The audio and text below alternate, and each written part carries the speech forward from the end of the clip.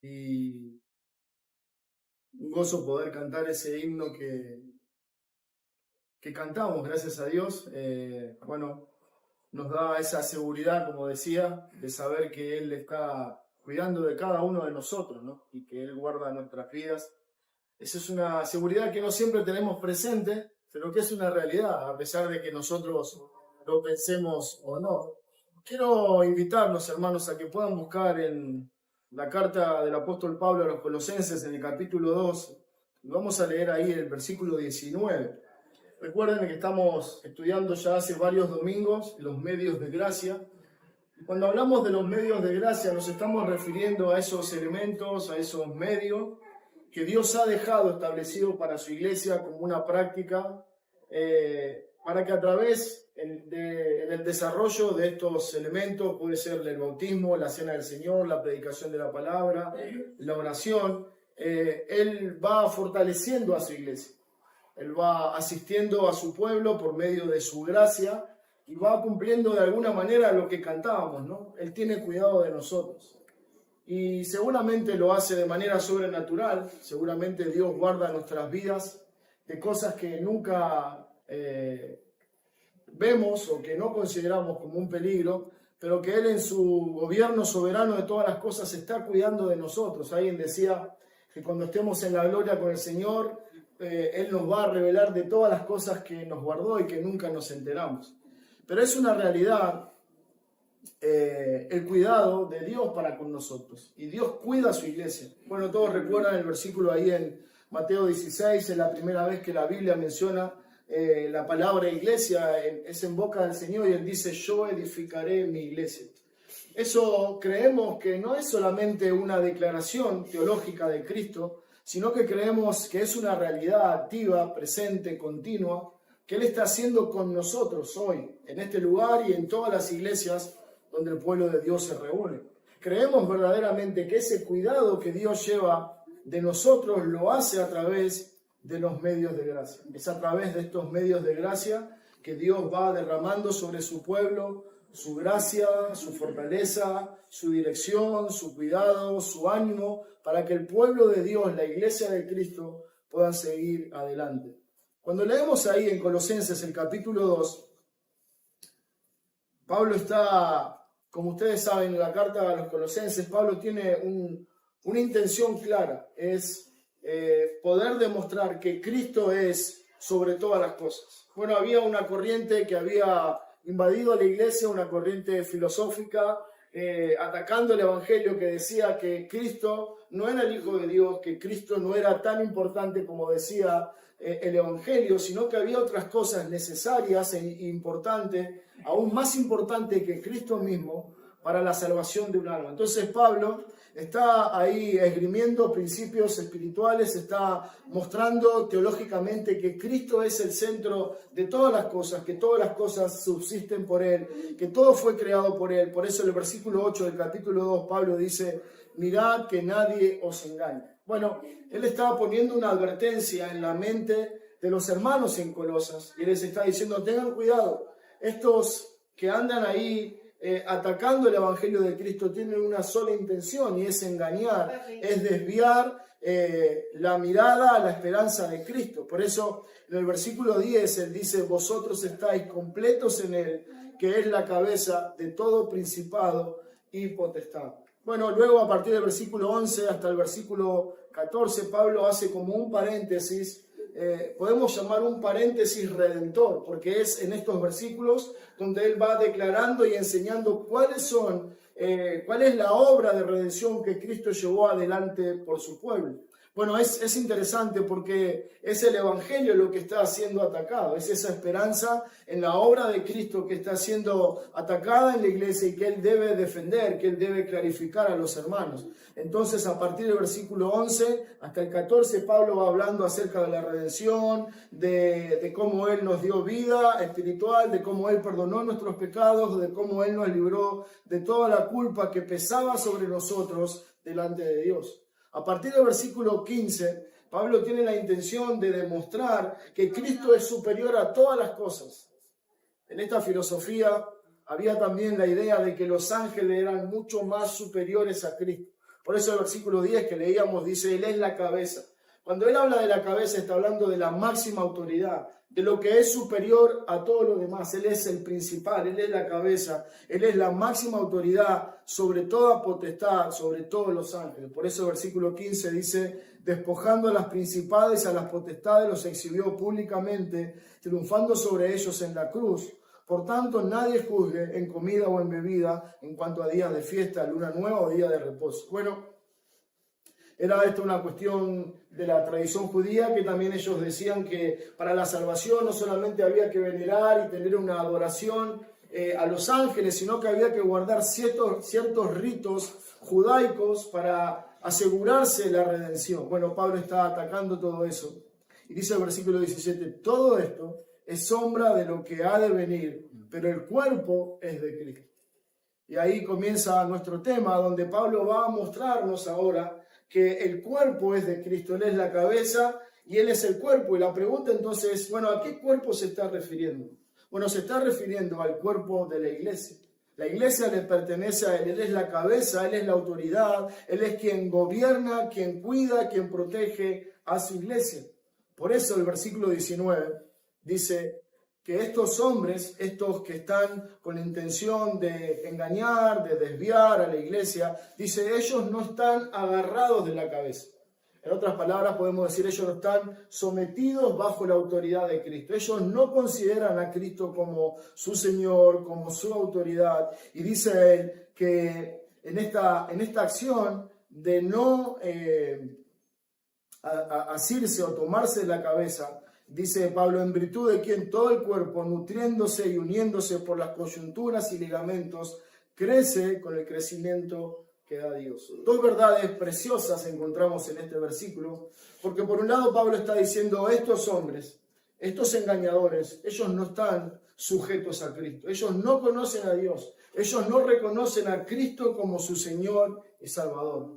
Pero luego nos lleva a una realidad preciosa, a una verdad maravillosa que es la que queremos compartir en esta mañana, que es que el cuerpo de Cristo, la iglesia, los santos redimidos, que forman parte de la esposa del Cordero, dice que ellos deben nutrirse y están unidos por las coyunturas y ligamentos y crecen con el crecimiento que da Dios. Una verdad que debemos destacar en este versículo es que es la dinámica del reino de Dios, la dinámica del Evangelio de Cristo, que su iglesia se mantenga en un constante crecimiento, en un constante conocer las verdades de Dios, y en la medida que conocemos esas verdades aplicadas a nuestras vidas, eso repercute o da como resultado un crecimiento espiritual, una madurez espiritual. Y lo que Pablo va a decirnos, hermanos, es que esa dinámica se va realizando o se lleva adelante a través de los medios de gracia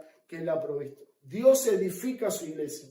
Eso es una verdad que nosotros no podemos ignorar. Es una verdad que trae consuelo, que trae esperanza para nuestra vida. Porque Pablo dice que Cristo, siendo la cabeza, a quien todo el cuerpo está unido, es en este Cristo que puede nutrirse, alimentarse, porque está unido por las coyunturas y ligamentos. Y en la medida que esa dinámica se mantenga en el tiempo, dice, el resultado es un crecimiento espiritual que da Dios. Por lo tanto, hermanos, nosotros no podemos considerar como algo normal que un cristiano no crezca. No podemos considerar como algo, ya es común, es cotidiano en nosotros que, no haya ese crecimiento espiritual. Noten ustedes que Pablo está diciendo, no solamente es Cristo quien está nutriendo su pueblo, sino que ese crecimiento es un resultado de la obra de Dios en nosotros, un poco lo que el Señor manifiesta en Juan 15. Él dice, el que está en mí y yo en él, este lleva mucho fruto. El hecho de estar unido en Cristo, esto representa que siempre va a haber crecimiento. Ahora, la pregunta en esta mañana, y es nuestro tema, es ¿cómo crece la iglesia? ¿Cómo es que la iglesia comienza a crecer, a madurar, a poder evidenciar esa obra de Dios en medio de su pueblo? Bueno, lo que Dios ha determinado es que nosotros vamos a crecer la mayoría de las veces a través de esa relación que nosotros podemos tener con los medios de gracia. El pueblo de Dios es edificado cuando participa de la cena. El pueblo de Dios es edificado, cuando ve que alguien está obedeciendo a Dios y pasando por las aguas del bautismo. El pueblo de Dios es edificado, es enseñado y va creciendo en la medida que es expuesto a la verdad de la palabra de Dios. En esta mañana lo que queremos considerar, un poco lo que Pablo está diciendo, es que nosotros como pueblo de Dios, como iglesia, debemos reconocer que la iglesia en sí mismo es un organismo espiritual y es este organismo que Dios nos ha dado como ese medio de gracia para nuestra edificación. Ninguna de las cosas que mencionaba antes, la cena del Señor, el bautismo, la predicación de la palabra o la adoración de la asamblea, puede darse fuera del ámbito de la iglesia. Nosotros necesitamos la iglesia congregada para que para que podamos participar de la cena del Señor conforme Él lo estableció, para que pueda haber un bautismo, para que pueda haber una predicación y todas estas cosas. Necesitamos de la iglesia. Es nuestra necesidad entender que la iglesia no es algo más en nuestra vida. No es algo que nosotros hacemos como, bueno, dentro de hoy tengo el tiempo libre, voy a ir a la iglesia. Tengo el tiempo libre, voy a escuchar la palabra de Dios. No, la iglesia debe ser algo central, prioritario en nuestra vida. Hay una nota, que salió publicada el 7 de junio del 2016 por la BBC y cuenta la historia de un niño japonés llamado, a ver si me sale bien, Yamato Tanoka, y cuenta que este niño fue abandonado por sus padres en un bosque. Bueno, el tema era el siguiente, este niño de 7 años estaba muy rebelde a sus padres, desobedientes, y iban ahí un poco lidiando con él en el auto, y de repente los padres con un deseo de corregirlos o darle una reprimenda fuerte, lo hacen bajar del auto y lo dejan al costado de la ruta y hacen que se vaya. Esperan un rato, a los 5 minutos vuelven a buscar al niño de 7 años y es aquí que no estaba. Estuvo 7 días perdidos en el bosque, Un bosque donde, es un bosque cerca de una montaña, donde hay todo tipo de animales, osos y todo el peligro a lo que él fue expuesto. Bueno, podríamos decir en buen porteño, el chiste le salió caro. Pero ahora, hermanos, la pregunta es, ¿cómo reaccionaríamos nosotros frente a esta noticia? Seguramente un impacto, seguramente con enojo y malestar contra esos padres irresponsables que por corregir indebidamente a su hijo lo expusieron a una situación terrible. ¿Cómo reaccionaríamos nosotros frente a unos padres que traen un hijo recién nacido al mundo y lo abandonan sin ningún problema? Bueno, conocemos cantidad de casos de personas que fueron abandonados por sus padres y Dios en su misericordia los guardó y los preservó. Pero ¿cuál sería nuestra reacción? Bueno, cuando nosotros pensamos en este tema, en el tema de los medios de gracia, nosotros tenemos que ver que estos medios de gracia reflejan el carácter cuidador, protector de nuestro Dios. Bueno, Dios ha redimido un pueblo. Dice la palabra de Dios que cuando alguien viene a la fe, al conocimiento de Dios, nace de nuevo. De alguna manera, cada persona que se adhiere a las filas de la iglesia es como un recién nacido. Y Dios, como un padre responsable, no abandona a sus hijos. No los deja a su buena suerte, que se arreglen y que traten de obedecer y de vivir en la fe como ellos puedan. No, Dios dijo, yo edificaré mi iglesia.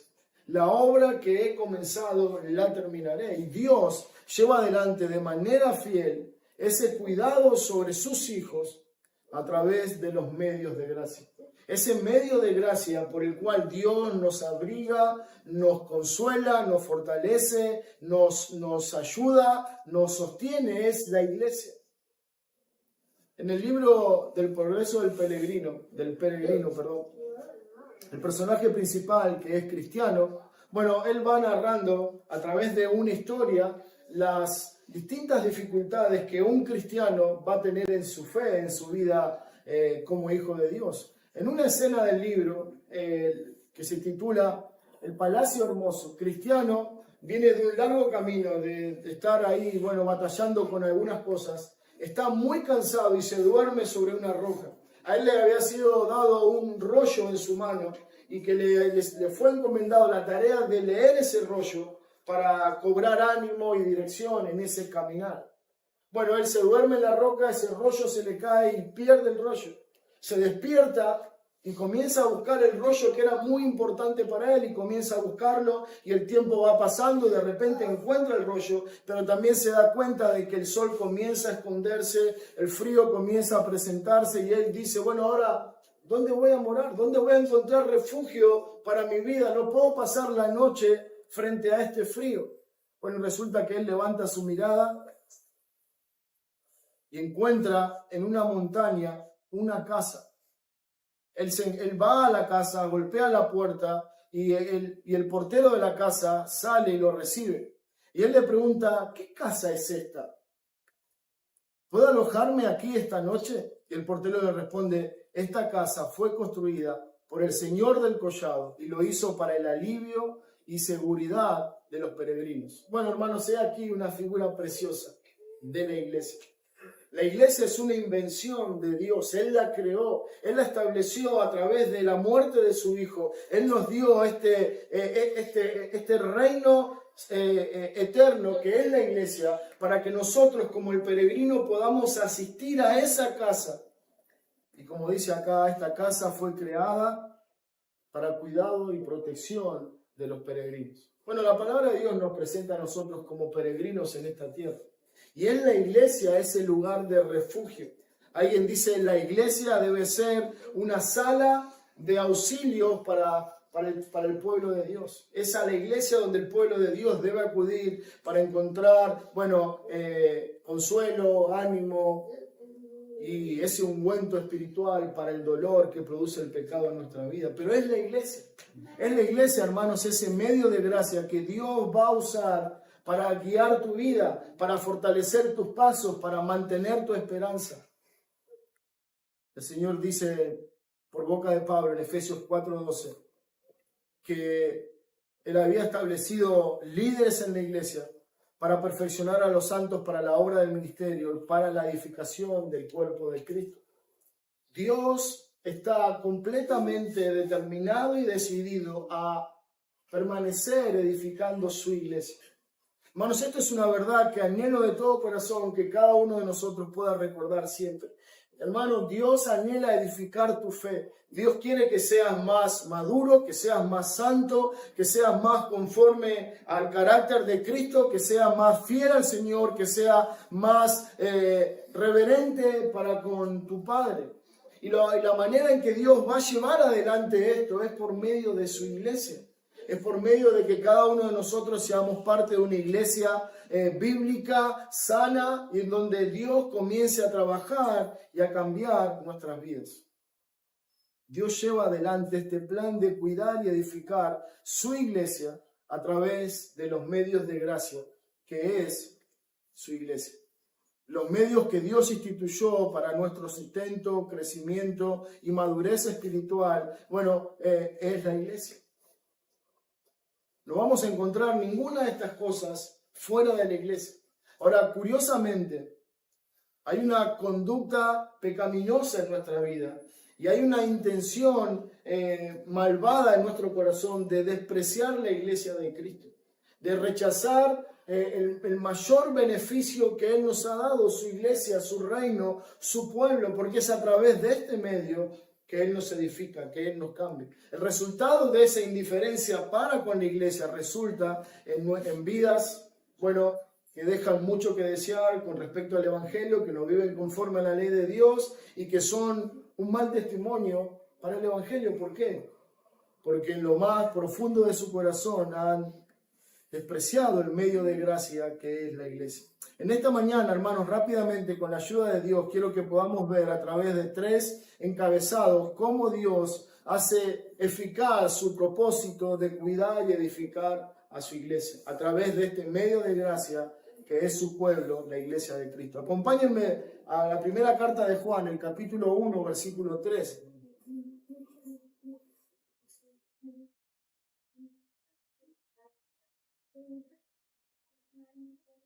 Primera carta de Juan, el capítulo 1, el versículo 3.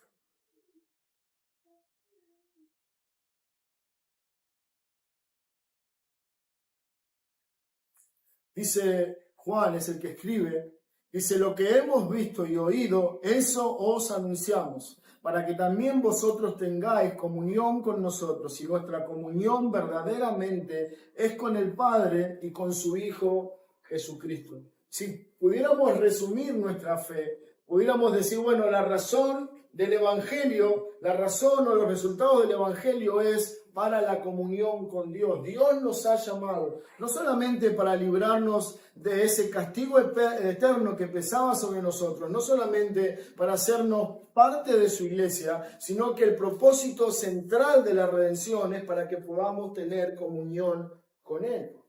Juan 17:3 dice: y esta es la vida eterna, que te conozcan a ti, el único Dios verdadero, y a Jesucristo a quien tú has enviado. El propósito de tu salvación y de mi salvación es que podamos conocer a Dios y tener comunión con Él. Eso es lo que dice Pablo en Romanos capítulo 5, donde dice que ahora, justificados por medio de la fe, tenemos paz, amistad, relación con Dios.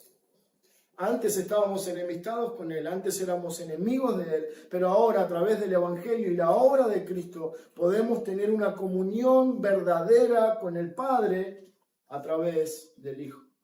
El plan de Dios no solamente es reunir sus ovejas, no solamente es reunir su pueblo, llevarlos a su redil y dispensar sobre ellos su gracia. La meta central del Evangelio es reunir a sus ovejas para que puedan tener comunión con el Padre.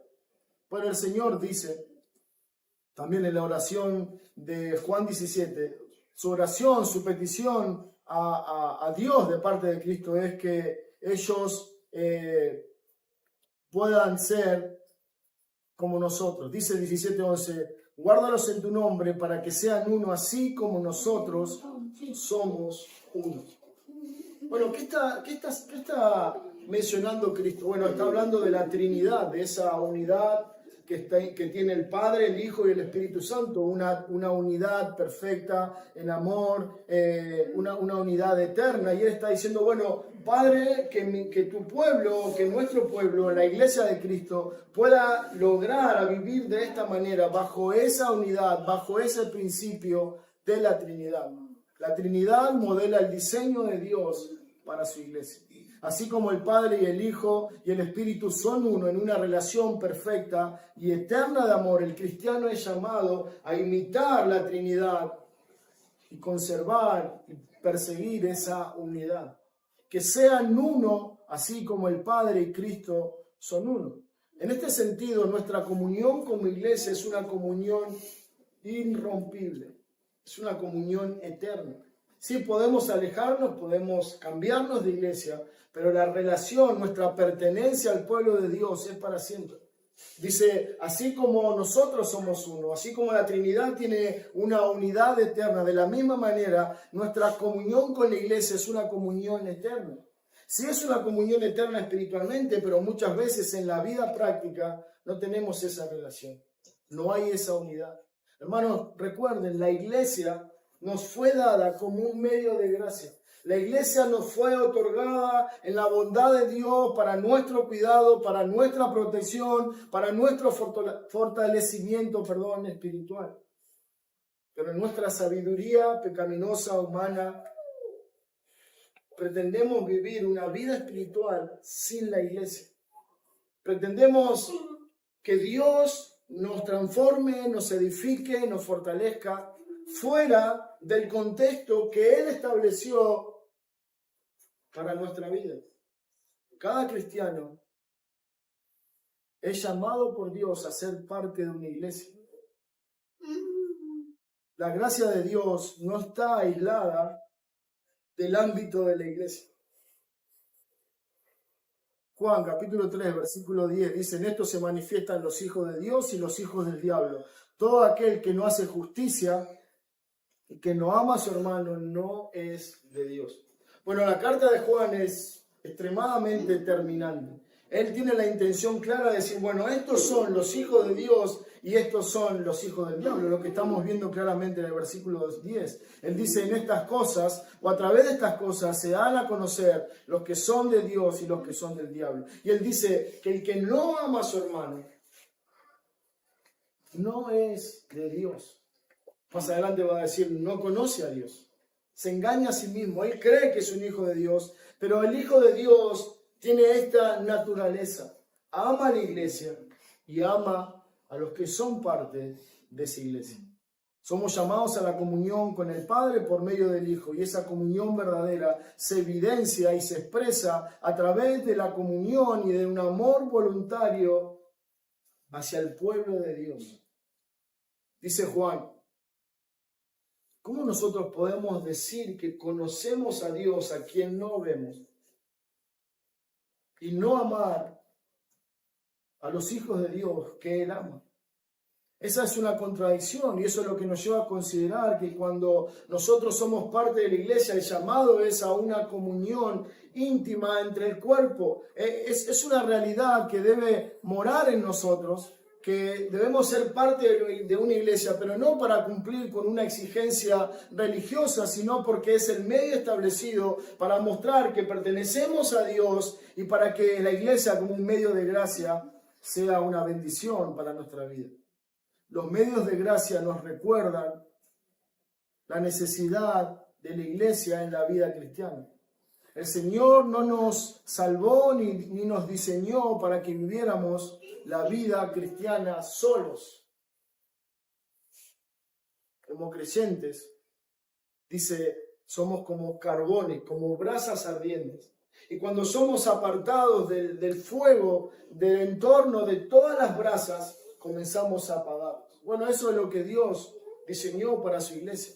Eso nos muestra cómo la iglesia es sumamente importante para nuestra vida. Sí, podemos tener una vida de oración, podemos leer la palabra, podemos hacer y cumplir con cada una de las exigencias y responsabilidades espirituales, pero en la medida de que yo no tenga una relación cercana, profunda, verdadera con su iglesia, como leíamos en Colosenses 2:19, Dios va nutriendo y va dando crecimiento al pueblo que está unido a Él y que está unido a la iglesia.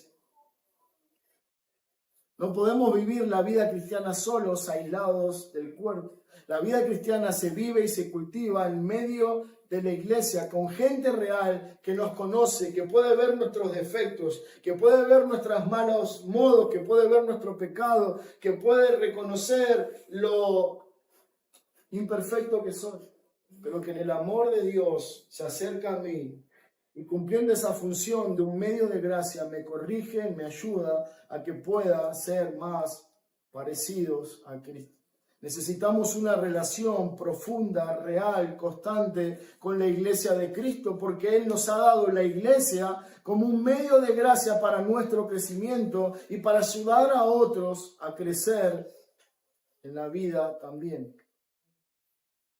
En otras palabras, hermano, no basta decir sí, la iglesia es importante para mí, la iglesia es lo más importante en este mundo y en mi vida. No tiene ningún sentido decir eso y después vivir de una manera que la iglesia no representa nada para mí. No solamente estamos pecando contra Dios porque Dios conoce nuestro corazón, sino que nos estamos privando a nosotros mismos de ese medio de gracia establecido divinamente para la edificación, el consuelo y la fortaleza de mi alma. Dice el Salmo 133:1, mirad cuán bueno y cuán delicioso es habitar los hermanos juntos en armonía. Versículo 3 dice, porque ahí envía Jehová bendición y vida eterna. ¿Se dieron cuenta? Es algo maravilloso a los ojos de Dios ver su iglesia congregada. Esto produce gozo, alegría, felicidad en el corazón de nuestro Dios y Salvador. Pero también dice que conforme a que esa iglesia está unida, está haciendo uso de ese medio de gracia que es la iglesia, dice, ahí envía Jehová bendición y vida eterna.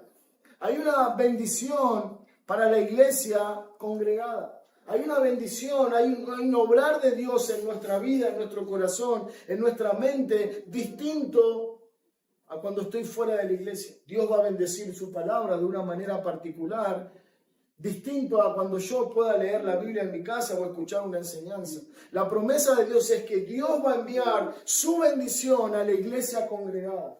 Esa es nuestra esperanza y eso es la razón por la que creemos que la iglesia es un medio de gracia. La comunión cristiana no es un ideal que buscamos o que deseamos conseguir, sino que la comunión entre el pueblo de Dios es una realidad en la que debemos vivir cada día. Hermanos, en esta mañana debemos hacernos la pregunta si realmente estoy unido a la iglesia.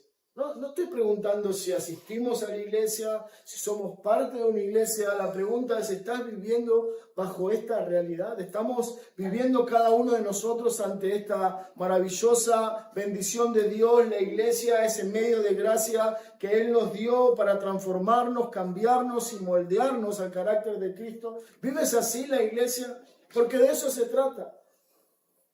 Efesios 4:14 dice, para que no seamos niños fluctuantes, llevados por doquier de todo viento de doctrina, por estratagemas de hombre, que para engañar emplean con astucia las artimañas del error, sino que siguiendo la verdad en amor crezcamos en todo aquel que es la cabeza, esto es Cristo, de quien todo el cuerpo bien concertado y unido entre sí por todas las coyunturas, que se ayudan mutuamente según la actividad propia de cada miembro, recibe su crecimiento para ir edificándose en amor.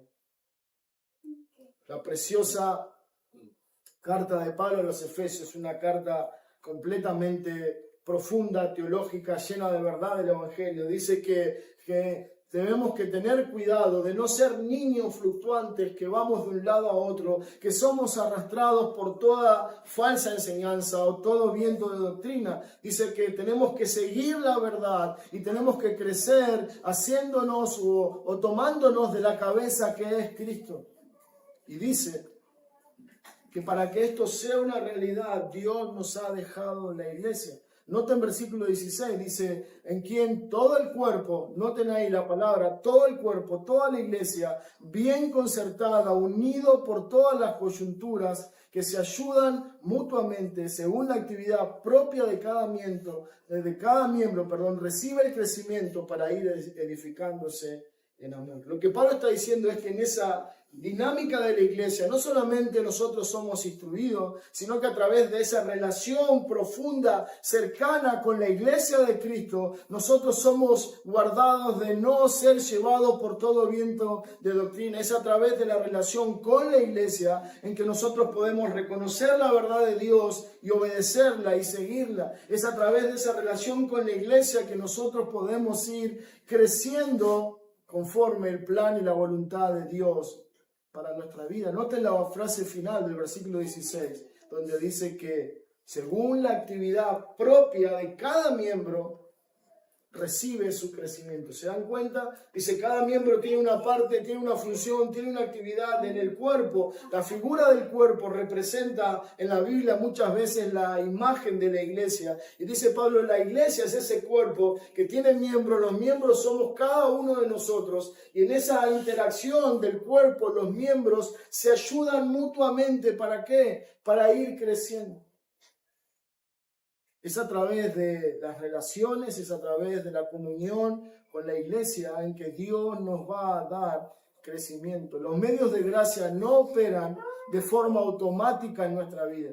Son instrumentos mediante los cuales recibimos la gracia, no una máquina que produce automáticamente gracia en nosotros. Lo que esto quiere decir es que si yo quiero recibir todos esos beneficios de este medio de gracia, debo estar en comunión, en una relación con la iglesia. La pregunta, hermanos, en esta mañana es, ¿cómo vives la iglesia? Bueno, hay una filosofía que ha llegado a muchas iglesias, donde la mayoría de los que son parte de la iglesia conciben la idea de la iglesia como un lugar en donde yo voy a servirme. yo voy a sentarme, yo voy a que, elijan himnos para mí, a que toquen música para mí, a que me pongan la palabra. Y esa es la mente de muchos que vienen a la iglesia, un lugar de servicio, no para yo servir a la iglesia, sino para que la iglesia me sirva a mí. Y Cristo dice que Él no hizo eso, yo no he venido para ser servido, sino para servir y para dar mi vida por muchos. Dice Pablo en Filipenses capítulo 2, haya pues en vosotros este sentir que hubo también en Cristo Jesús. ¿Qué sentir, Pablo? El de considerar a los otros superiores a uno mismo. El buscar el bien del otro, el servir a otros antes que ser yo servido primero. Hermanos, la vida de iglesia se trata de una vida de servicio, de una vida que piensa en el otro, de una vida que está dispuesta a levantarse temprano, preparar su corazón y venir a la casa de Dios con la disposición de decir, ¿cómo sirvo a mis hermanos? ¿Cómo sirvo al pueblo de Dios? No tanto a sentarme que me sirvan, sino con la disposición, con el entendimiento claro de que la iglesia es un medio de gracia en el cual yo puedo ayudar, edificar a otros. Nos necesitamos el uno al otro. La iglesia crece en la semejanza de Cristo mediante relaciones, compañerismos y el estar gestando una amistad piadosa en el Señor. Hermanos, nuestros mejores amigos deben ser los que forman parte de la iglesia. Nuestras personas más cercanas deben ser los que se congregan con nosotros en la iglesia. ¿Por qué? Porque en la iglesia el regalo más precioso que Dios ha puesto en tus manos es la iglesia que su Hijo compró a precio de su sangre para que sea una bendición, un beneficio para tu alma. No desprecies la iglesia. No estimes la iglesia como algo sin valor. La iglesia es el lugar donde Dios va a trabajar en tu alma. El cristianismo, la fe, no es una experiencia privada. La iglesia o la vida en la iglesia no puede ser una experiencia alejada, privada, solitaria. La iglesia ha caído en una eclesiología equivocada al pensar que podemos honrar a Dios y crecer en fe lejos de la dinámica de la vida de la iglesia. No, hermanos. Dios determinó edificar a su pueblo en la medida que está edificando su iglesia. No podemos recibir crecimiento, no podemos recibir santidad, no podemos recibir nada de las promesas de Dios a menos que estemos en comunión activa con su iglesia. Hay un autor que me gusta mucho por su historia, es ese hombre que se llama Dietrich Bonhoeffer. Y cuenta la historia, este hombre era un teólogo muy reconocido en Alemania y era pastor de una iglesia cuando se levantó la persecución nazi. Bueno, y él se alejó, se fue a Estados Unidos, pero luego no pudiendo soportar el sufrimiento de la iglesia en Alemania, él deja ese lugar de confort y vuelve a Alemania, donde luego él termina encarcelado y siendo ahorcado por su fe en Cristo. Y él escribe acerca de la comunión. Escribe un libro que se llama La vida juntos. Les animo a que puedan conseguirlo y leerlo. Y él escribe esto acerca de la comunión.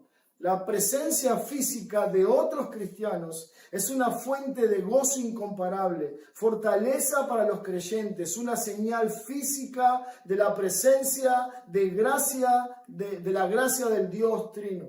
Cuán inagotables son las riquezas que se abren a aquellos que por la voluntad de Dios tienen el privilegio de vivir en comunión diaria con otros cristianos. El que tenga dicho privilegio, agradezca a Dios de rodillas y declare, es gracia, nada más que gracia, que se nos permite vivir en comunión con otros cristianos. Él escribió estas palabras ya preso. A él le fue quitado lo que más anhelaba, la comunión con la iglesia. Fue encarcelado y se le prohibió tener comunión o relación con otros cristianos. Y fue ahí donde él escribió estas palabras. Él dice, es una bendición preciosa dada por Dios el poder tener comunión con otros cristianos. Claro, y uno piensa en nuestra realidad, uno piensa en nuestra iglesia y puede decir, bueno, la verdad es que me imagino que los hermanos de este hombre serían muy santos o muy fáciles de amar, y que nuestra realidad es que estamos conviviendo con hermanos que son quizás más pecadores, más imperfectos, pero no es así. Siempre la iglesia ha lidiado con estas cosas. Y es eso, que la iglesia, como medio de gracia, nos ayuda a amar a la luz del Evangelio, a perdonar como el Evangelio nos enseña, a tener misericordia como Dios tuvo misericordia de nosotros, a ser compasivos con las imperfecciones de los hermanos, así como Cristo tiene compasión de cada uno de nosotros. Bueno, de eso se trata la comunión. En segundo lugar, hermanos, la iglesia es un medio de gracia no solamente por la comunión entre la iglesia, sino por sus demandas. Acompáñenme a Hebreos, el capítulo 10, versículo 23. Carta a los Hebreos, el capítulo 10, versículo 23. Bueno, este es seguramente un pasaje muy conocido por todos, un pasaje que se utiliza mucho para hablar de la iglesia, de la vida de iglesia, de los resultados y del espíritu de la iglesia, ¿no? Dice, versículo 23, mantengamos firme sin fluctuar la profesión de nuestra esperanza, porque fiel es el que prometió. Considerémonos unos a otros para estimularnos al amor y a las buenas obras, no dejando de congregarnos como algunos tienen por costumbre, sino exhortándonos, y tanto más cuando veis que aquel día se acerca. Dios bendice, edifica, sostiene y guarda a su iglesia a través de la comunión de su pueblo. Pero también Él derrama su gracia en cada uno de sus hijos por medio de estas exigencias, de estas demandas. El escritor a los Hebreos nos lleva a considerar las profundas verdades que están encerradas en esta demanda. Dice, no dejando de congregarnos.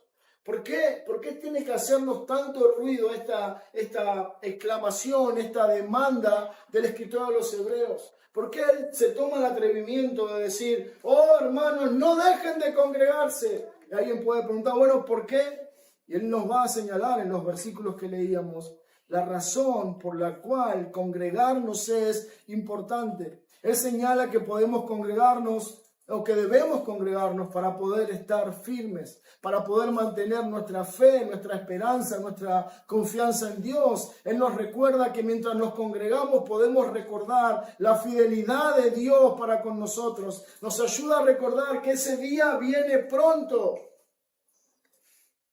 Es en la medida que obedecemos esta demanda de Dios de no dejar de congregarnos, que nos ayuda a poner nuestra mirada, nuestro compromiso hacia el otro. Por eso dice que debemos estimularnos y animarnos al amor unos a otros. Hermanos, congregarnos no es simplemente venir a la iglesia. Congregarnos no es simplemente estar en horario, sentarnos en un lugar bien cómodo y escuchar atentamente la enseñanza o cantar entonados un himno. Eso no es congregarnos. Congregarnos es venir bajo esta premisa. Yo me acerco a la iglesia porque soy parte de una iglesia en obediencia a la demanda de Dios para estimular, animar a mis hermanos al amor y a las buenas obras. De eso se trata la iglesia como un medio de gracia. Es en esa relación personal que tenemos unos a otros, una relación imperfecta, una relación teñida muchas veces por el pecado y por nuestras maldades, pero que al fin de cuentas entiendo el propósito de la iglesia. La iglesia no es perfecta, pero yo me acerco a ella para que Dios en su gracia esté transformando y cambiando mi vida, y también para que, si el Señor así lo quiera, pueda ser de bendición a otros. Hermanos, no dejes de congregarte. La iglesia es un medio de gracia para tu alma. Dejar de congregarse es como representarlo con dejar de comer.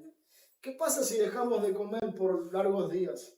Bueno, podemos enfermar seriamente y podemos hasta terminar con la muerte. De la misma manera, Cuando uno va despreciando, no va considerando la verdad de Dios y no tiene a la iglesia en alta estima como un bien dado para tu alma, tu fe comienza a vacilar, tu esperanza comienza a perderse, comienzas a olvidarte que aquel día se acerca, que el Señor viene pronto y comienzas a vivir de una manera como si Dios no fuera real o como si Él no existiera. Todo esto es consecuencia de haber perdido de vista la importancia de la iglesia. Oh, hermanos, la iglesia es algo precioso. No hay un regalo después de Cristo más importante, más maravilloso que la iglesia. Pero la iglesia es el instrumento que Dios usa para el bien de tu alma, para protegerte, para darte asilo, para darte consuelo, para darte esperanza, para darte paz. El escritor de los Hebreos dice: no dejen de congregarse. Necesitamos estar juntos, así como el Señor ha diseñado a la iglesia. Es de esta manera que la iglesia debe funcionar, juntos, unidos, tanto para fortalecernos como para edificarnos. Necesitamos estar juntos. El cristianismo no es un deporte de espectador. La iglesia no es un acontecimiento al que usted va y luego continúa con su vida cotidiana. No, la iglesia es lo que soy la iglesia de Cristo, soy parte de un grupo de cristianos y debo vivir a la luz de esta verdad. Algunas demandas en la palabra de Dios es: edificaos unos a otros, sobrellevad los unos la carga de los otros en amor, exhortaos los unos a los otros cada día. Considerémonos unos a otros para estimularnos al amor y a las buenas obras. Y podemos continuar mencionando demandas y demandas que tienen que ver con nuestra relación cercana, genuina con su iglesia. Y en la medida que cada miembro de la iglesia entiende esta realidad, se va transformando en un medio de gracia para otros. Imagínense qué hermoso sería vivir en esta atmósfera donde me acerco a la iglesia con un corazón cargado de problemas o lidiando con algún pecado y me encuentro con los hermanos y ellos están ahí para edificarme, no para acusarme, no para señalar lo malo que soy, no, ellos están ahí para edificarme en amor, para ayudarme a descansar, a poner mi carga a los pies de la cruz. Qué hermoso es recibir en el desánimo hermanos que nos exhortan y nos animan a seguir adelante, porque ese día se acerca. Eso es lo que el escritor de los Hebreos está mencionando. Hermanos, la iglesia es una familia. Dios es nuestro Padre, Cristo es nuestro Señor y nuestro hermano mayor. La iglesia es un reino y el Señor Jesús es nuestro Rey. La iglesia es un rebaño y Él es nuestro pastor. La iglesia es un edificio y Él es el arquitecto y la piedra angular de nuestra fe. La iglesia es el cuerpo de Cristo. Y como un organismo espiritual, Él está procurando que los miembros estén unidos. Así como el cuerpo humano es una colección de células que hacen que todo opere de manera organizada y que todo funcione, así es la iglesia. Es una colección, podemos decir, de células espirituales que se necesitan. Oh, hermanos, no voy a cansar de mencionarlo y quiero decir, nos necesitamos, pero no para que esto funcione como está ahora funcionando, como una iglesia donde alguien habla y otros escuchan. No, nos necesitamos para tener una vida espiritual genuina, verdadera. Necesito la corrección de ustedes, necesito que ustedes me señalen mis pecados, me exhorten, me llamen la atención. Y de la misma manera, en esa dinámica vamos creciendo y madurándonos en santidad y amor al Señor. La iglesia es un medio de gracia. Los cristianos no pueden vivir una vida aislada. Los cristianos han sido redimidos para ser un cuerpo. Nos servimos unos a otros, no solo los domingos cuando nos congregamos, sino que debemos vivir la iglesia de esta manera todo el tiempo, procurando ver cómo puedo servir al pueblo de Dios. La iglesia es la comunión de hombres y mujeres que entienden que su mayor llamado es servir a otros. Primera de Pedro 4:10 dice: cada uno según el don que ha recibido, Ministrelo a los otros como buenos administradores de la multiforme gracia de Dios. Si alguno hable conforme a la palabra de Dios. Si alguno ministre conforme al poder de Dios, para que en todo sea Dios glorificado por Jesucristo, a quien pertenece la gloria y el imperio por los siglos de los siglos. Amén. Pero dice Pedro, cada uno ha recibido un don. Es tu tarea, hermanos, poner ese don en funcionamiento en favor de la iglesia de Cristo. Y yo quiero preguntarte en esta mañana, ¿cómo estás invirtiendo tu don? ¿De qué manera estás sirviendo a la iglesia de Cristo? Porque lo que Pedro está diciendo es que todos hemos recibido y que debemos administrarnos como buenos administradores de la gracia que hemos recibido. Eso es imposible fuera de la iglesia. Eso es imposible si no consideramos a la iglesia como ese medio, como ese lugar donde Dios nos ha llamado a servir a otros. Filipenses 1:6 dice, estoy persuadido de esto, que el que comenzó en vosotros la buena obra, la perfeccionará hasta el día de Jesucristo. Bueno, ¿cómo es que Dios va completando esa obra? Bueno, lo hace de manera espiritual, de manera personal, pero mayormente lo hace a través de la iglesia, como ese medio de gracia que va logrando en cada uno de sus hijos la obra que Él ha determinado en su pueblo. La iglesia no es un edificio, la iglesia no es un acontecimiento al que vamos, no es algo alejado de nuestra vida. La iglesia es ese lugar donde nosotros nos congregamos para servirnos unos a otros y para que Cristo sea una realidad de nuestra vida. Gálatas 5:13 dice que debemos servirnos por amor los unos a los otros. Por último, hermanos, el tercer punto es despreciando los medios de gracia. Mencionábamos que los medios de gracia es algo que Dios nos dio. Dios pone a disposición elementos, medios por el cual yo puedo ser bendecido, edificado y transformado. Es a través de estos medios que Dios de manera especial, particular, va derramando sobre su pueblo su gracia. La gracia de la redención, la gracia de poder ver a Cristo de manera más visible, la gracia de poder ver el Evangelio más claramente. Pero puede haber una actitud en nosotros de desprecio, de rechazo hacia la gracia de Dios. Dice Hebreos 3:12, mirad, hermanos, que no haya en ninguno de vosotros corazón malo de incredulidad para apartarse del Dios vivo. Antes, exhortaos los unos a los otros cada día, entre tanto que se dice hoy, para que ninguno de vosotros se endurezca por el engaño del pecado.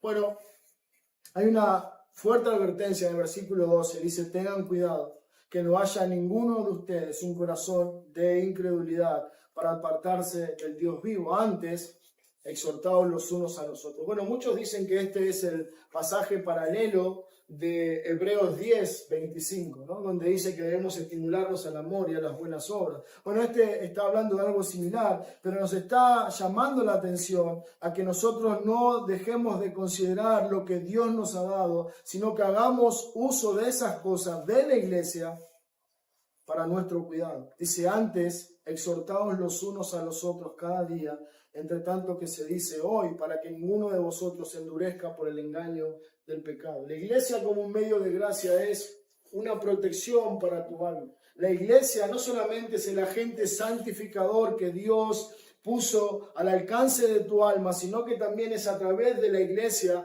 de los hermanos, de las relaciones personales, de las relaciones cercanas en la iglesia, que Dios me va resguardando. Noten, hermanos, la advertencia del versículo 12 dice que no haya en ustedes incredulidad para apartarse del Dios malo. Para eso, para repeler esta actitud pecaminosa en un corazón, dice que debemos exhortarnos cada día. Bueno, ¿de qué manera? Cuando tenemos la posibilidad de estar cerca, de visitarnos, de compartir tiempo, pero por sobre todas las cosas, como dice en Hebreos 10, cuando la iglesia se reúne, debe tener esa realidad, debe vivir eso cada día.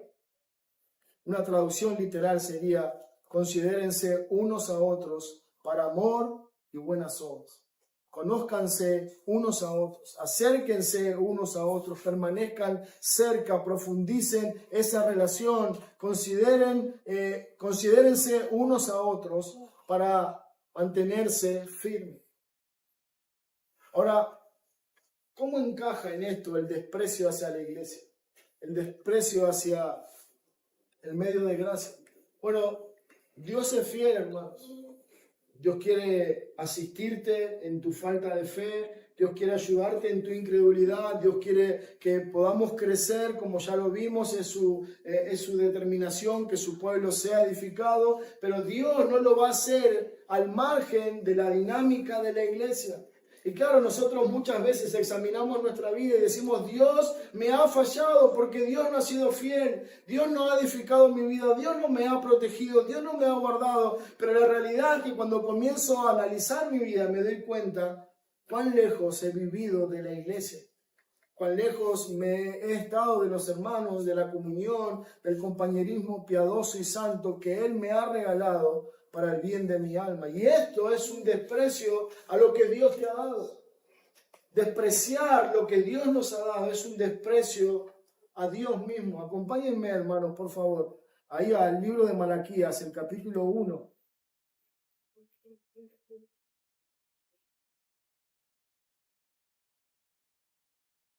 Malaquías, capítulo 1, versículo 6.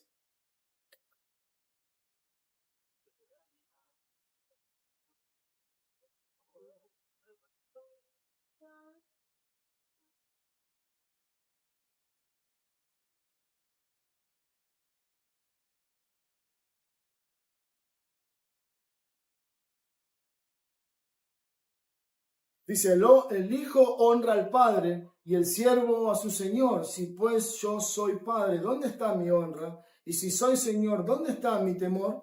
Dice Jehová de los ejércitos a vosotros, oh sacerdotes, que menospreciáis mi nombre y decís, ¿en qué hemos menospreciado tu nombre? Dice versículo 7, ¿en qué ofrecéis sobre mi altar pan inmundo? Y dijisteis, ¿en qué te hemos deshonrado? En que pensáis que la mesa del Señor es despreciable. Y cuando ofrecéis el animal ciego para el sacrificio, ¿no es malo? Asimismo, cuando ofrecéis el cojo o el enfermo, ¿no es malo? Preséntalo pues a tu príncipe, ¿acaso se agradará de ti? ¿O le será acepto? Dice Jehová de los ejércitos. Ahora pues orad por el favor de Dios para que tenga piedad de nosotros. Pero ¿cómo podéis agradarles si hacéis estas cosas? Dice Jehová de los ejércitos. ¿Quién también hay de vosotros que cierre las puertas o alumbre mi altar de balde? Yo no tengo complacencia en vosotros, dice Jehová de los ejércitos, y de vuestra mano aceptaré ofrenda. Porque desde el sol, desde donde nace el sol, hasta donde se pone, es grande mi nombre entre las naciones, y en todo lugar se ofrece en mi nombre incienso y ofrenda limpia, porque grande es mi nombre entre las naciones, dice Jehová de los ejércitos. Y vosotros lo habéis profanado cuando decís, inmunda es la mesa del Señor, y cuando decís que su alimento es despreciable. Habéis dicho, oh, qué fastidio es esto. Y despreciáis, dice Jehová de los ejércitos, y trajisteis lo hurtado, o cojo, o enfermo, y presentáis ofrenda. ¿Aceptaré yo eso de vuestras manos, dice Jehová? Bueno, es interesante todo el capítulo, no podemos detenernos mucho tiempo, pero hay un reclamo de parte de Dios a través del profeta Malaquías a los sacerdotes. Versículo 6 nos dice que él está diciendo, ustedes sacerdotes, quienes son los indicados de guiar al pueblo a que me honre, a que me adore, ustedes son los primeros que menosprecian mi nombre.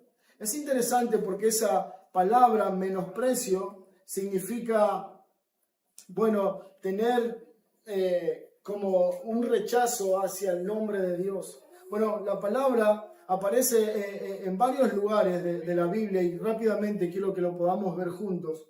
El significado de ese nombre, el significado de esa palabra, y nos va a ayudar a entender lo que está diciendo. Bueno, hay varios versículos en que el Señor está hablando de esto. Habla, por ejemplo, cuando Esaú despreció su primogenitura. Es la misma palabra. Cuando Dios dice, ustedes despreciaron mi nombre.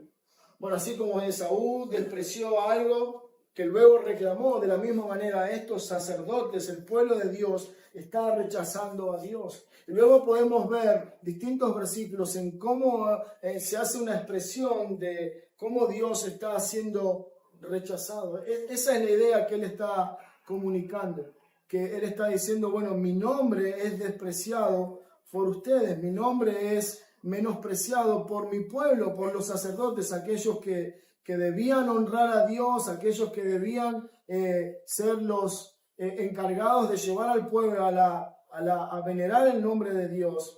Ustedes lo están despreciando. Una vez más, donde esta palabra aparece es cuando David se enfrenta a Goliat y dice que David miró a David y lo tuvo en poco. Bueno, cuando Dios dice en el versículo 6, ustedes despreciaron mi nombre, está diciendo, ustedes tuvieron en poco mi nombre. Ustedes se olvidaron quién yo soy y por todo el mundo mi nombre es honrado, mi nombre es venerado, pero ustedes en este lugar deshonran, desprecian mi nombre. ¿Acaso aceptaré yo de ustedes la ofrenda? Dice Malaquías.